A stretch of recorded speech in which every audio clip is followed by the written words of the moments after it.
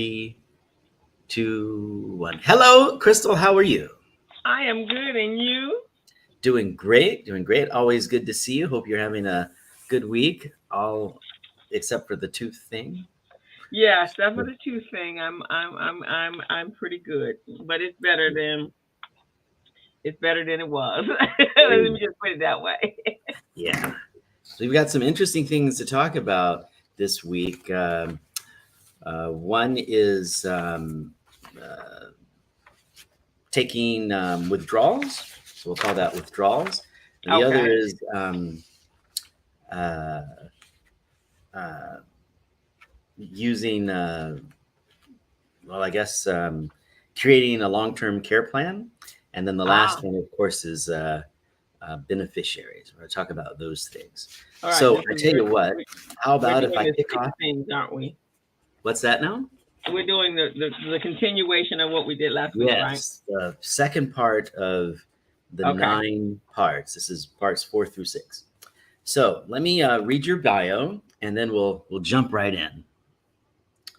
Uh, so, everyone, please welcome my friend and colleague, Crystal Mitchell. She is the business coach and consultant. She's the CEO of Mitchell Business Solutions, co director of Recycling Black Dollars, and a co host of the Business Zone with Crystal and Gilbert. It's another weekly online radio show. She is an instructor at Mount San Antonio Community College and a certified network for teaching entrepreneurship instructor, as well as a QuickBooks Pro Advisor financial strategist. Hey, Crystal, how you doing? I'm good and glad to be here. It's Monday. Good way to Yeah, start my day. there you go. There you go. You're starting your day? Well, no, it's been going on since this Well, morning. Yeah, let's no. jump into it. Like I said, we're going to talk about withdrawals and beneficiaries. That's the last thing. And then long-term care. So the last time that we met, we talked about the first three, and those involved, taking large withdrawals from your savings, and one was about, of course, um, oh, I've got it right here. Let's see. One was reviewing that spending, and then I think the second one, the middle one was understanding your risk capacity as well as your risk tolerance, right? Dealing with Okay. how much how much you can handle for the market to swing, and how much you can stomach.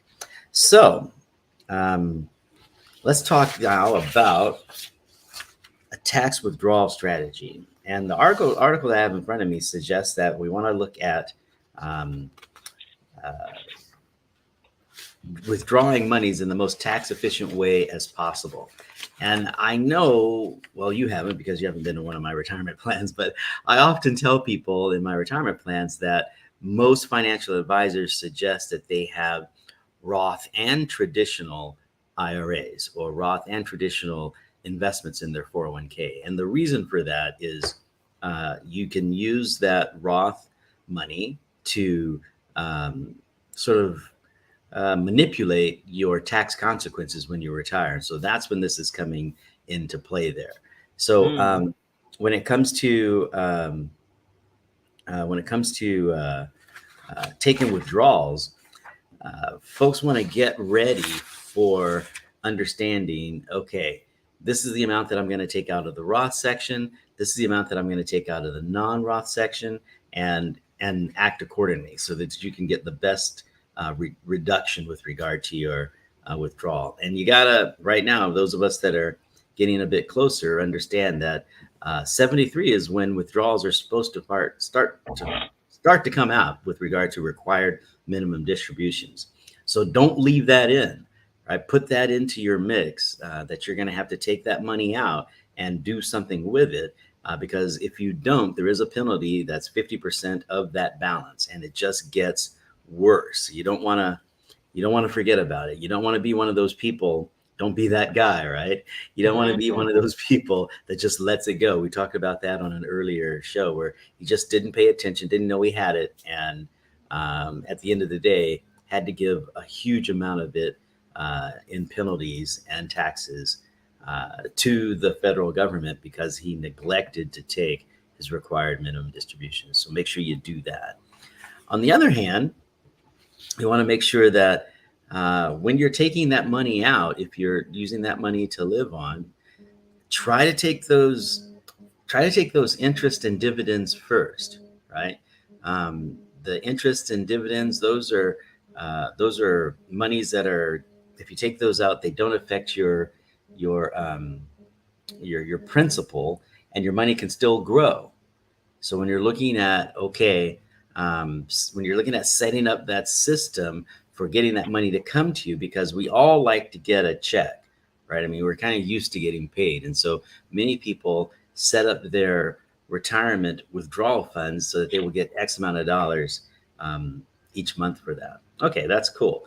And lots of financial advisors will suggest, all right, let's put this in what we call a value company. And that's kind of a buzzword. A value company is one of those companies that rewards investors by giving them dividends. So that's a good place to start. So when you're planning your retirement, you're thinking about now, you want to think about, okay, is it important for me now to have value and growth in my portfolio? We know value typically, they give dividends. Growth companies typically don't give dividends. They put that money back in a company to grow that stock. So we want to have in our mindset now, okay, the value company is going to start giving me interest in dividends while I'm working.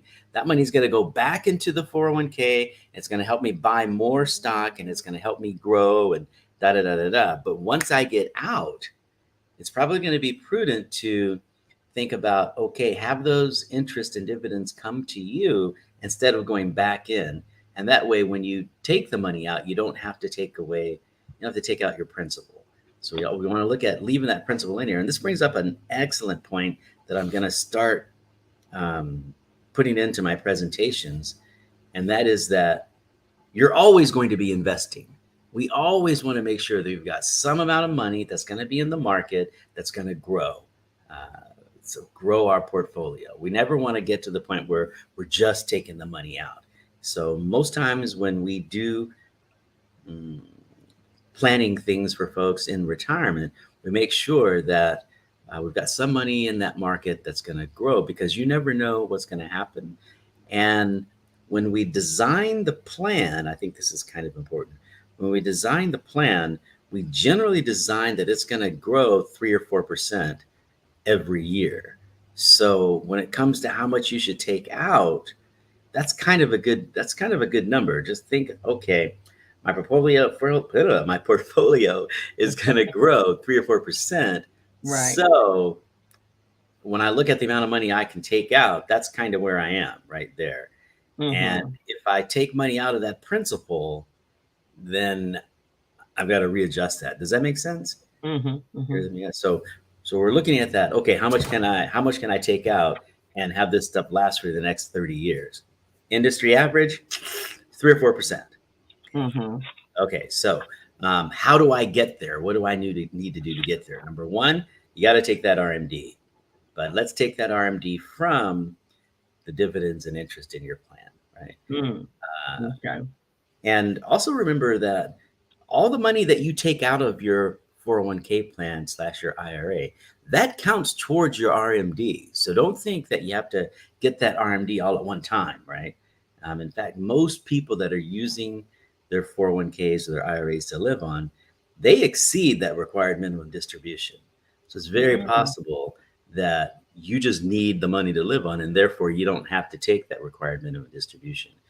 So I think that's a big misnomer out there where I'm not going to throw stones at my fellow advisors, but sometimes they throw that out there as the thing that really hurts you. Like, you have to take the money out at the age of 72. Well, push come to shove, you may be taking out in excess of your required minimum distribution through that first year, through 72 and 73 and 74, whatever, right? You might be taking an excess of your required minimum distribution. You don't have to take an extra required minimum distribution on top of that. Okay. Okay. And then, once you've taken out the RMD and then you focus on the interest and you're sure that you're taking the money out in a tax, let's call it a tax positive way, as tax as positive as possible. Okay. Now it comes to, all right, I got to sell some stuff. You got to sell some stuff to meet your needs. Okay. That's going to decrease the amount of money that you have that's going to be making you money. So you want to think long and hard about that. And for that reason, lots of people choose annuities. Remember, we've got Social Security there. So your investments, we kind of want to, we don't want to take out, we don't want to sell if we don't have to. Sometimes you got to do what you got to do, but we don't want to sell if we have to. And that's why it's so important to get in the habit of having that emergency fund that we talked about, when we were in our accumulation stage, right? When we're putting money away in our 401k, we got that emergency fund just in case something happens. Same thing here, that emergency fund. Makes sense? Okay. So yes, we're going to have one of those in retirement as well. Okay, so that's what we're going to say about withdrawals. Questions? No, you're absolutely on point. On point. Well, thank you. Thank you very much. Okay, so the next thing we want to talk about is that whole long-term care thing. It's such a bugaboo, and if you don't have long-term care insurance, and I would say that many of my clients don't, what are you going to do, right? I mean, it's expensive, but most people are going to spend, I don't know, I don't even have the figures in front of me, but I want to say it's a good couple $100,000 anyway on medical things, and long-term care can be that. They're going to be stuck in a place where, I don't know, they're going to need long-term care. So it's good to have that just in case. It's tough to get now. It's really tough to get now when you're, unless you're 20, right? I think I talked to a client recently, somebody that was on one of my other podcasts, and we were talking about the long-term care. He was in the insurance industry as well, and he was saying that when his mom, about 15 years ago, he purchased long-term care program for his mom, which the premiums were about $2,500 a month. A month. Uh-huh. He should have done himself at the time, and he did not. So 20 years later, he applied. He did it for himself, and his premiums are about $9,000 a month. Oh my gosh!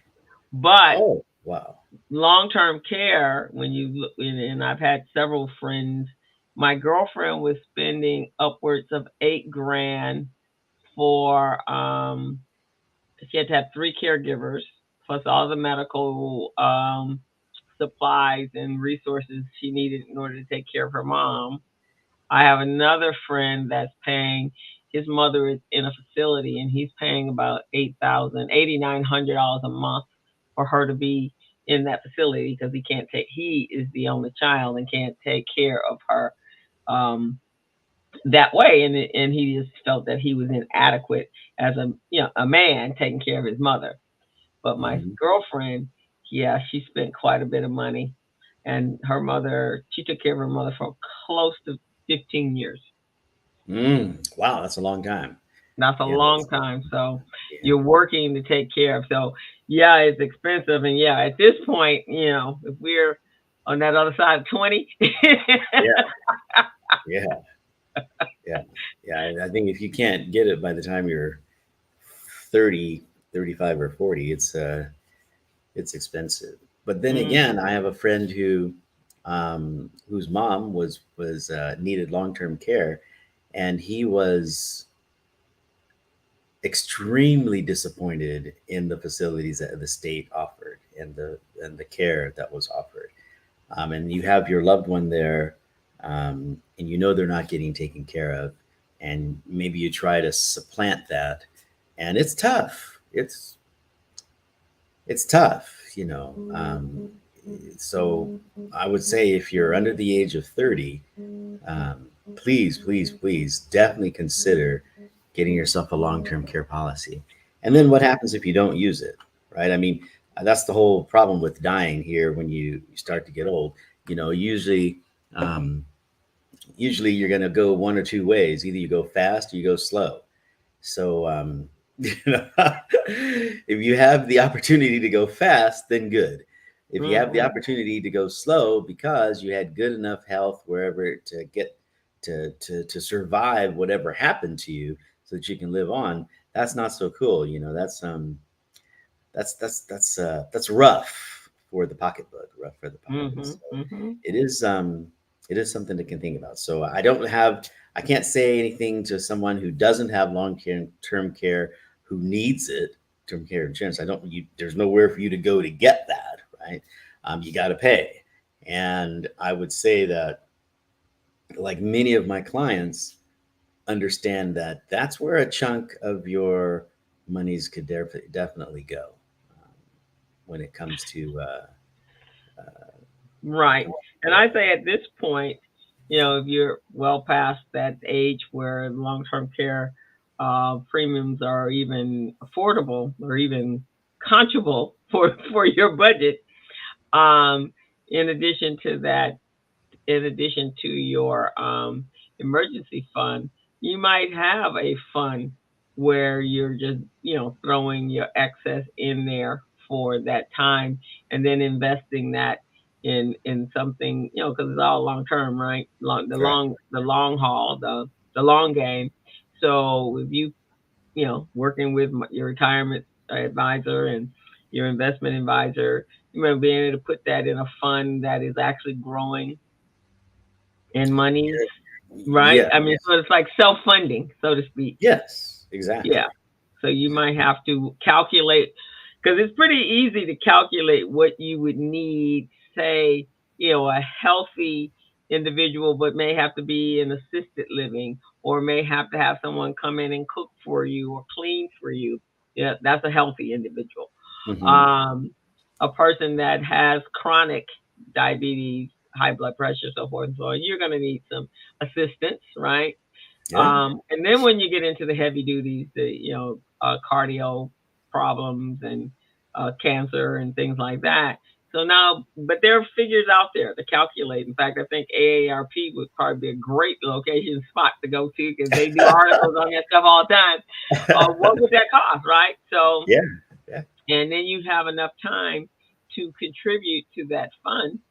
Yeah. And then I say every time somebody was gonna give you a Christmas gift or a birthday gift or I love you gift, hey, just give me. I need this premium. I There need you go. this money to There go you into go. my account for There you when go. that day comes when I gotta pay people and I gotta do this. So it's just a Exactly. different way of thinking, a more Yep. creative out of the box way to think about this stuff. Yep. Yep. I couldn't agree with you more. And I just think you were spot on. Um, it is long term. And, I think most people that I talk to get afraid because they think, oh, I got to, I can't, there's no way I'm going to have $100,000 for when I get sick.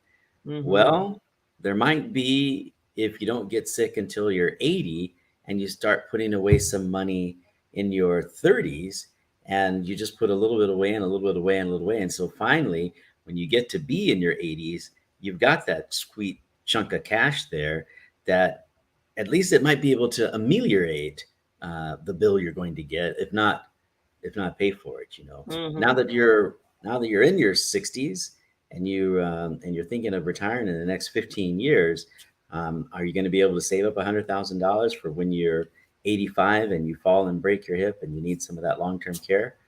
I don't Right. know. I don't know about that, but I do know that in preparation from that, those things that we talked about before. Number one, take that RMB. Number two, take money out of your account in a tax sensitive, knowledgeable way. That is, use your Roth contributions to offset the amount of money that you need to have in your or need to pull out That's pre-tax. That's taxable. So just be smart about that, I agree. and try to stay healthy. try to Eat stay right healthy. and work out. You know, you gotta We you have a gotta do lady that lives up the street from us, and I admire her, and I strive to be her. She's 92, I guess, it. Mm-hmm. and she jumps on her bike Mm. and she rides her bike, and wherever she goes, she exercises. You look at her and you went, wow, this woman can't be any more than 65, maybe 60. So she's Mm-hmm. 92 years old, and she is just as active today. Am I still here or am I not? Yeah. Yep. Um, Yeah. okay. She is just as active today as she was, I guess, when she probably more so. That's great. That's Hmm. awesome. Yeah. That sedentary life, it just doesn't do anybody any good. So Get if you up can and stay move. But healthy, get up and move. Yeah. when we think about our parents, you know, my sister and I were talking about this the other day. When you look at a 60-year-old today and a 60-year-old yesterday 60-year-olds came, they retired, and they came and sat in front of their TV, right? Now you look at 60-year-olds, 65-year-olds, 70-year-olds, and they're active. They're out there doing things. I mean, heck, look at the president. He's 70-some years old, Mm-hmm. um, moving slow, but still he's moving. Well, and for folks like yourself, thank goodness for that. You have 60-year-olds starting their own businesses. Yeah. 65 are starting their own business, which is really cool. And, so that's not a bad idea there, to get that little side gig going so you can generate some income while you're in your elder years. I think so many people have worked so hard during their life, they just feel like they're done with work and they want to sit down. And we have those conversations with folks. And I guess, I don't even guess, I know it's tough for them to hear. Well, um, hmm, have you considered working until 70 so that you can get the maximum that Social Security is going to give you? Because the amount of savings that you have, and the desire that you have to hang on to your house is is tough. Hmm. It's tough to make the numbers work out. Right. Exactly. So if you so then there becomes, so how can you stay a little bit longer working? I did come upon a plan. I can't endorse it, but I did come upon a plan that I might as well share when I was talking with a gentleman who suggested, and this is just a suggestion, um, so take it at that. Hmm. Whereas most people can start collecting their Social Security at 62, right? Hmm. So there are people out there that are going to suggest, and I want to say that, um, I want to be emphatic about that. They suggest that you take that money at 62 and invest it. And then if you were to put it into, let's say you put it into your 401k plan, Hmm. since I deal with 401ks. If you put it into your 401k plan at 62 and you're able to work longer and longer and longer, to let's say you get to work until you're 75. If you work until you're 75, you've got 10 years, and generally, let's say, so Social Security is like 200 or 2,000. Yeah, depending on $2,000. how Yeah, depending yeah, on what your work world was and how much yeah, money you were making. Yeah, minimum 1,500 for sure, yeah.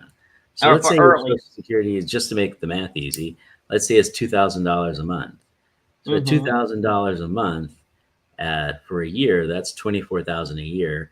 And if you do that for 10 years, from 62 to 72, you're looking at $240,000 that you're going to put into your 401k plan, and you could do that pre-tax, right? Hmm. So you don't have to pay taxes on it.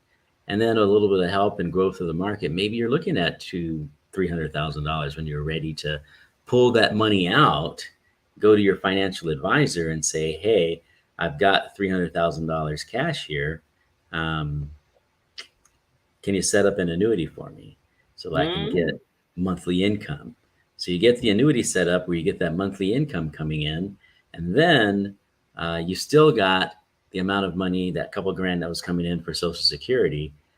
So you can combine those, and now maybe you're looking at well, $3,000 a month or so, or $4,000 a month, rather than just uh, 2,000 or just your Mhm. savings, right? And if Mhm. you add a little bit to that, then all kinds of good things can happen.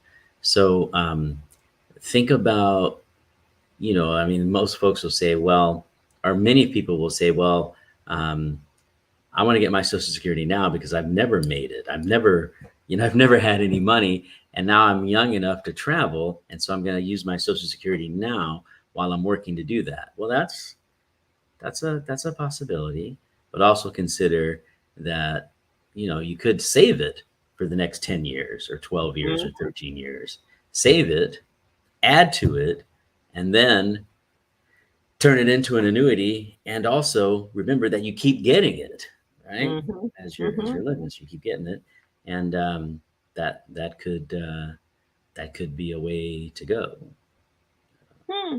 That's a good idea actually. Because especially like say with my non with my entrepreneurial crowd, we're not necessarily looking to retire anytime soon, right? Right. But however, that makes sense, right? Use it. Go ahead and collect it because everybody's like, okay, well, I'll just leave it there. I'm working. I'm making good money. I'm doing what I love to do, right? Hmm. Hmm. So I'll just leave it there until I'm 72. But why not you use it versus them use it? Yeah, right. Put it to work for you, right? Yeah. Yeah, that makes sense to me actually. Yeah. And if you do it pre-tax, then it's not costing you, right? You got to remember that you can't put it in there via the Roth, because you do it via the Roth, It's um, after tax. it's after tax. You have to pay tax on that money. That's going to hurt. Pre-tax. Okay. Okay. So I then, like that idea. yeah. So then it Mhm. might make sense to do that, in a pre-tax way, and then start putting some more money in a Roth section of your 401k, or in a Roth IRA that's after tax, so that once you get to that age, um, you can ameliorate your tax liability Mhm. a Mhm. little bit. So that's I one like it. thing. Some people some people are thinking about that. Okay. Um, okay, so the last one that we want to talk about is making sure, and this is a big bugaboo with me, and that is making sure that your beneficiaries and your wills are up to date. Inside a 401k plan, we think about that starting off. In the state of California, your primary beneficiary is your spouse. If you don't want your spouse, if you don't want your spouse to be your primary beneficiary, and that can happen for any number of reasons that are legitimate and full and good. Mhm. If you don't want that, they need to sign off on the form, and so they will know that they're not getting the money. So Mhm. situations where people get divorced, situations where they're going to have somebody take care of the monies, and be the trustee for their spouse or for their younger children. But whatever that is, whatever your situation is, make sure you update your beneficiary. And in the case of a 401k plan, if you should happen to die early, the record keeper, the people that actually have your money, they're going to call up your HR person, because somehow they're going to get word that you passed away, right?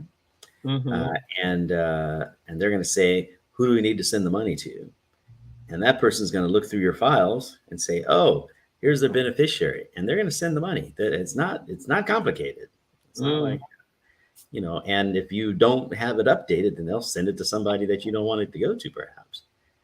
You may Wow. have your trust set up, you may have everything going and all is good, but the money goes to your ex-spouse, and it doesn't go into the trust. So now you've got to convince that ex-spouse that, oh, she or he needs to give the money to the trust. Well, he or she may say, well, we can do that, but we need to make a deal first. You may Yeah. not have thought about making a deal. A deal. A deal, right? And so, you know, and I've seen it go both ways, male and female. So, you definitely want to be careful with that. I can't emphasize enough. Make sure the beneficiaries are up to date. Make sure that the will is what you want it to say, right? And if you bought that house at the at your end of the life, and you paid that off, and you want to make sure that your grandchild, not your other grandchild, gets the house, because your first grandchild is responsible, and the second one is a whack job. That's a technical term, whack job. You need to make Whack sure job is a technological term. you Okay. need to make sure that is that's spelled out. And you make a good point. I know Thank you. very good point. I know two scenarios. My girlfriend is going through some stuff right now because legal stuff, because her mother, when she was quite coherent, um, and knew that her daughter was going to be the one taking care of her. Her daughter was the only of her children not married and didn't have children. She wanted to make sure she provided for her children, her daughter. So she changed the will, and she changed the will to leave the house to the daughter. Mm. One brother figured out that decided that he was entitled, and how dare she change it, and his sister should have talked her out of changing it, and so now he's literally taking her to court, Oh, because he wants what he feels is his. But the mother was very coherent when she did that. yeah. So again, it's very costly, but still. So I would say, in addition to changing wills and so forth, I think the one thing that probably could have eradicated this, and this happens all the time with siblings and children and all that sort of stuff. After that person's gone and their words are no longer there to dispute whatever they said, Yeah. I think they should call a meeting when a parent or someone or you change your will. Mm-hmm. Then everybody needs to be very clear when that took place. And if any Yes. and in this day and age, I think you even have to have a recording of that. I think it should be a recorded, videotaped meeting, so everyone can see that you were of sound mind when you made this decision, the reasons why you made that decision, and it's clear as a bell. I can't tell you how many friends of mine are going through this same situation right now. I'm certainly on that bandwagon. I believe wholeheartedly in what you're saying. That's a very good idea, very good suggestion to record slash videotape or do something to make sure that everybody knows this is what's happening.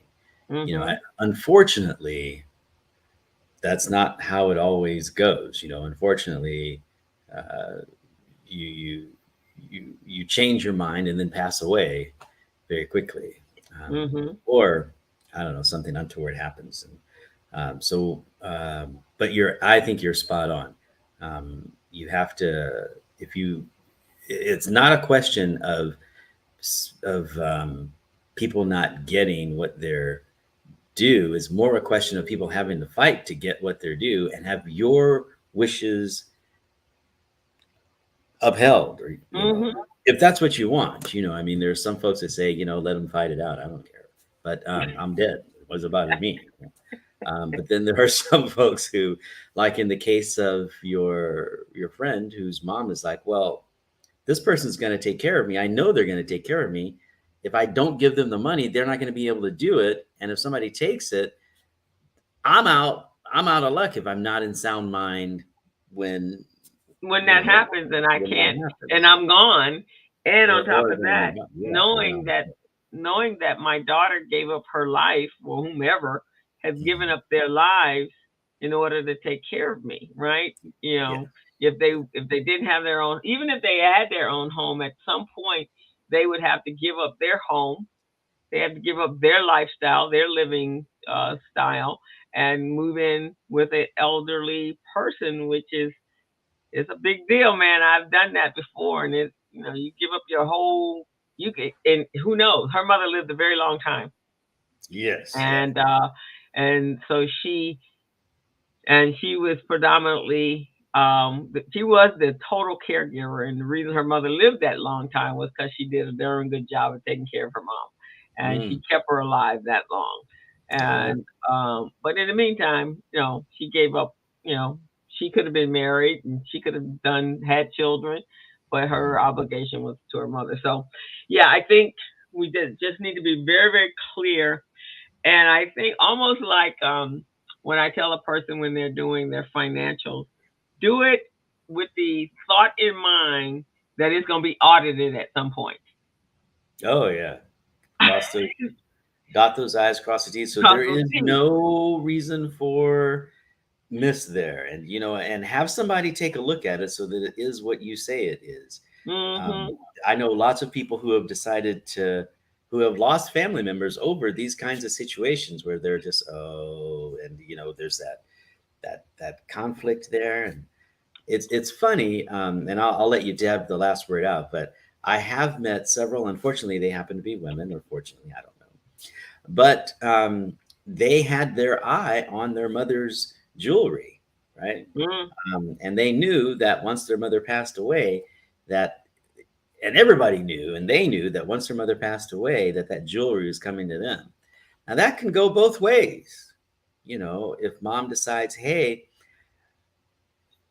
daughter, you pissed me off, I'm giving it to Billy over here, and that she doesn't tell daughter that she pissed her off, she's Billy. That's going to be upsetting. But Mm-hmm. if mom has written it down and that's the way it is and that's how it goes, that makes life so much easier. And it might make someone a little bit more, shall we say, um, cognizant of your need as an old person to stay around for a little while. Your oatmeal Mm-hmm. doesn't start to taste funny when you're, when you're Right, in, exactly. in Or like your you said, thinking. your father has his book, right? Yes, In he's his got the book, book. he's saying exactly what his needs are, what his desires are, how he wants it to go, because Yeah, basically it's his. He accumulated it, there and you so go. you guys got the book. Got the book, yeah. And it's good if you are a person with the book to review that book on an annual basis because things do change. You may not need a trustee if your children are over the age of 22 or 20 or the age of majority.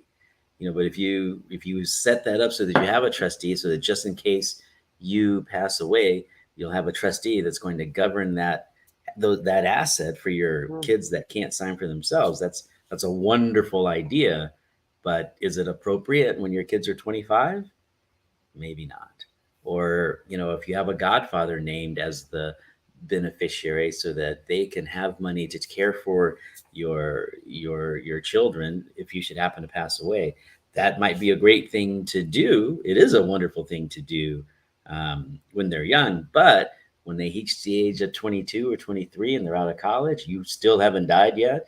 Do they really need that guardian? Well, probably not. Right? Mm-hmm. So it's good to review that book at least annually, I would say, just to make sure that it's up to date. Okay, Did so we've did talked a you? little bit. Oh, I'm sorry. If you when you spoke on that, that brought to my attention. Do you know the guy? What was that movie that Sandra Bullock played in where Michael, he was a football player and his family had adopted, well, he was an adult. Oh, yes. I don't remember the name of the firm. Blindside was the movie. Blindside. Right. Well, he's in his he's playing football, he's like in his late 30s now. Yeah, okay. I think it's somewhere in his 30s. Well, it turned out that the had people that were taking care of him, they Yeah. still had a guardianship over him. I think he's like 39, something like that. Hmm. And he's getting married. And so all the money he's been making, that family was still receiving residuals on that. Hmm. And he just went to court and he just went to court, and so the judge just avoided out the guardianship. Nah. Yeah, if I recall, maybe I'm wrong, but it seemed like it was almost like they'd forgotten that that could be done. It was like the family was like, "Oh, so of course you can have it." Yeah, Yeah, right, exactly. But and that's kind of what you're saying, right? We don't necessarily think about those things. right. Yeah. Yeah, right. We don't think about those. That's all I can say. There you go. Okay. All Well, right. Crystal, we've come to the end of our time here. So, would you like me to read your bio once more, and then I'll give you the last word? Sure. Does that work? Okay. Hmm. All right. So everyone, if you could join me in um, getting Crystal ready to say the last word and recognizing that she is a business coach and consultant. She's the CEO of Mitchell Business Solutions. She's the co-director of Recycling Black Dollars, a co-host of The Business Zone with Crystal and Gilbert, another weekly online radio show. She's an instructor at Mount San Antonio Community College, a certified network for teaching entrepreneurship instructor, and a QuickBooks Pro Advisor financial strategist. And I might add that I had the opportunity to meet a couple of folks who have actually seen our show without you, Crystal. They've seen us on the show, and I happen to be talking with them. And of course, the first thing out of their mouth was, "Where's Crystal?"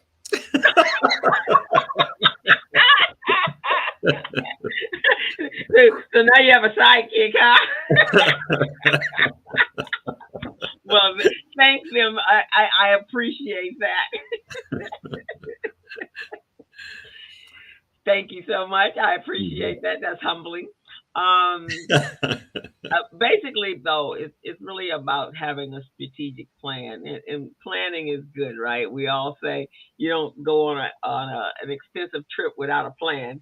So you shouldn't be. You should have a plan if you're planning on retiring and living past your retirement. There has to be a strategic plan. So as is anything in life, if it really matters to you and you want it, and you know that there are dollars and economics that's attached to it, it requires planning. There you go. Well said. And with that, I can't add to any of that. That's spot on. We will see you folks next week, where we're going to go through the last three things that we need to deal with: 7, 8, and 9. And one is about choosing a backup and a trust and a couple of things like that. So until next week, we will see you later. Thank you for joining me, Crystal, and off we go. All right. Thank you very much.